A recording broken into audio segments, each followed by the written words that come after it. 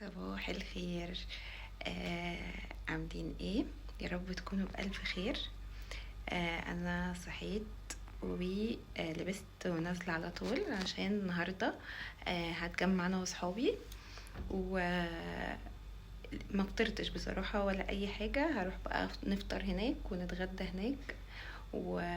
وده يوم بنستناه، يعني مش بيتكرر على طول. فبيبقى يوم حلو. علشان بنبقى قاعدين بقى كلنا مع بعض وبنتجمع، اللي متجوزة واللي مش عارفين نقابلها ومش عارف ايه وكده. فبنحب ان احنا يعني نتجمع كده من وقت للتاني.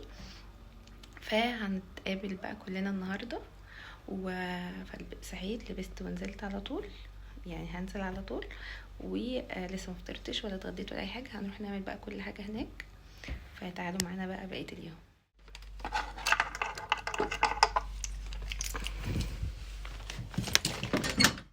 اليوم بقى اللي بقابل فيه صحابي بيكون احتياج مش رفاهية. احنا بنستنى اليوم اللي احنا نتقابل فيه او نتجمع فيه كلنا علشان نقعد مع بعض ونفصل عن كل حاجة حصلت لنا الفترة اللي احنا مش بنقابل بعض فيها دي. لان احنا لما بنتقابل بنحب ان احنا كل اللي عنده حاجة يحكي فيها ويتكلم فيها، فبنستنى اليوم ده علشان نتجمع كلنا.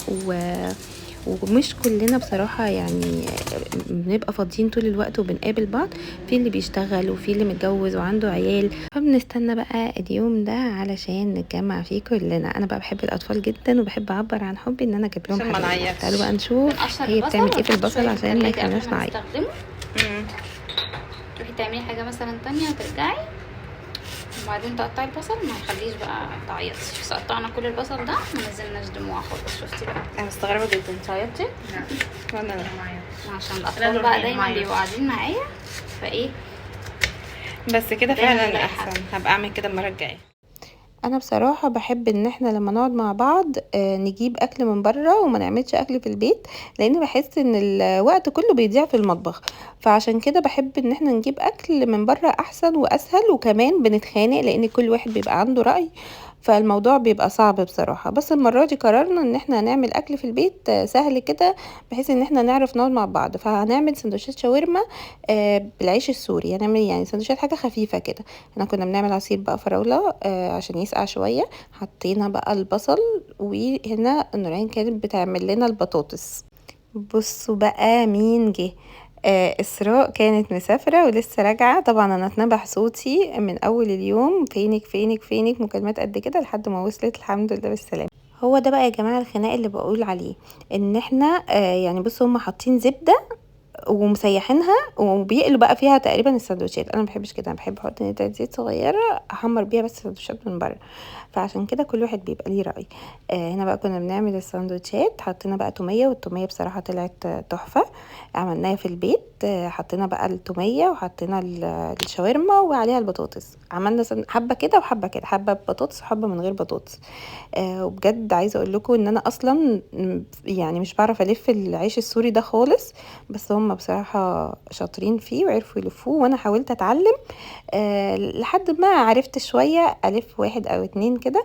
بس بصراحه طلع حلو قوي قوي، والسندوتشات كانت كريسبي كده وتحفه. بصوا انا حرفيا كنا سندوتشات سمنه بالشاورما، مش سندوتشات شاورما بالسمنه.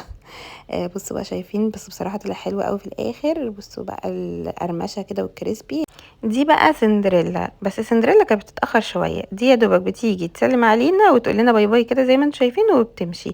جبنا بقى حلويات، ودي اهم حاجه طبعا بعد يوم طويل واكل وحاجات كده كتير.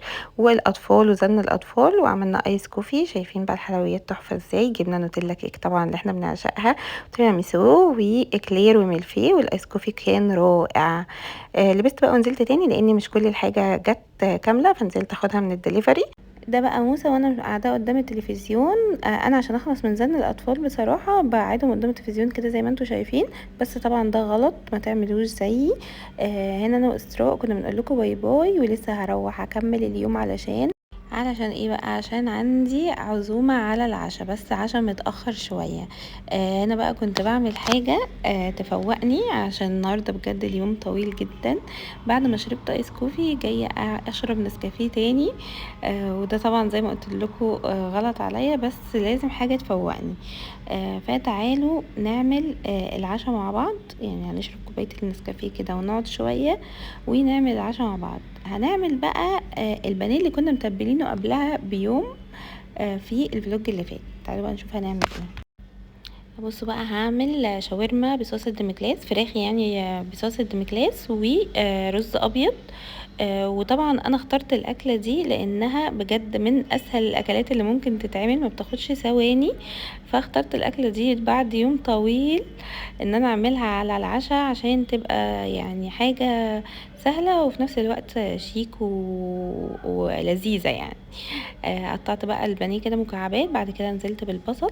هفضل طبعا اشوح بقى فيه شويه. انا بزهق جدا من تشويحه البصل بصراحه، عشان بحس انه بياخد وقت.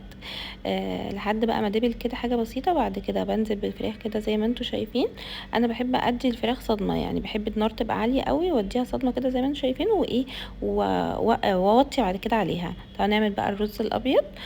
حطيت زبده وحبة زيت صغيرين عشان الزبدة ما تتحرقش، ومستكة وورقة لورا. يعني مش بحط حاجة غير مستكة ورق لورا وملح. بحط له بقى المية كده. وطبعا احنا عارفين بقى بنظبط المية ازاي. بحط يعني المية تكون بس مغطية الرز كده، علشان بس ما يعجنش معايا ولا ينشف، وده طبعا اللي بيحصل معايا دايما.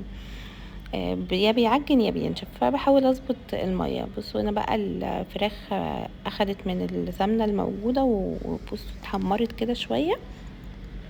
وبعد كده بقى تعالوا انا برضو يعني بحب ان انا افضل اقلب فيها كده زي ما انتم شايفين، مش بحب اشيل ايدي منها. فبقى نعمل الصوص. انا بجيب كوبايه زي ما انتم شايفين المعيار ده، وبحط كيس الصوص بتاع الديمجلاس كله. يعني مش في ناس بتحط معلقه، انا لا، انا بحط عادي كله. بفضل بقى اقلب فيه كويس جدا لحد ما بيدوب خالص. وبعد كده بنزل بيه على الفراخ. بس لازم يبقى دايب خالص، يعني يبقى دايب خالص في المية، ما يبقاش مكتل او فيه حاجات صغنونة كده عشان ما تكتلش معانا على النار. هو مجرد بقى، يعني انا ما بعملش اي حاجه غير ان انا بنزله على الفراخ وبفضل اقلب فيه كده. بكون معليه النار شويه، وبعد كده بهديها بعد مثلا حوالي 3 4 دقايق. هو اول ما بتحطوه اصلا بيتقل، يعني الصوص بصوا هيتقل. بصوا زي ما انتم شايفين كده، هو تقل خالص.